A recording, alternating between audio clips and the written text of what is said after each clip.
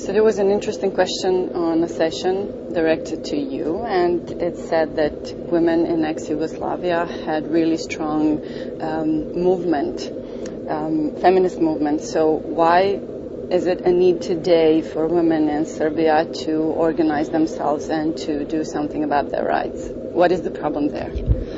I would say that there is a backlash happened actually, because we had gender equality as a premise in the socialist period, and then with the starting of war and everything what comes after the war, actually women's human rights were violated and deprived the most.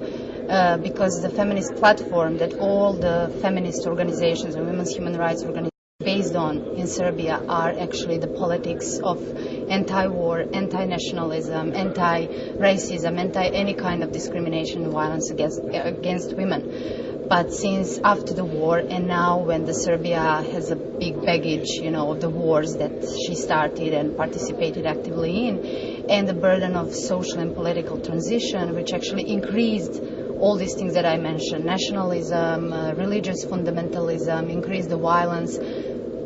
That's why it's important, to keep the continuity of struggle of the fight for the women's human rights in Serbia and everywhere else. What did you learn from your peers? There were other groups group funding women from all over the region. So what did you learn from them?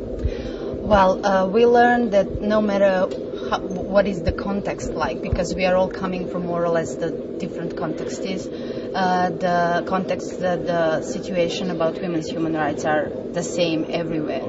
So we just learn the different models, how we can fight better, how we can fight with more sustainability for the women's human rights. So, for example, Slovak Czech Women's Fund is very good in the PR, in the promotion of their work and of the work of the Women's Human Rights Organization in Slovakia.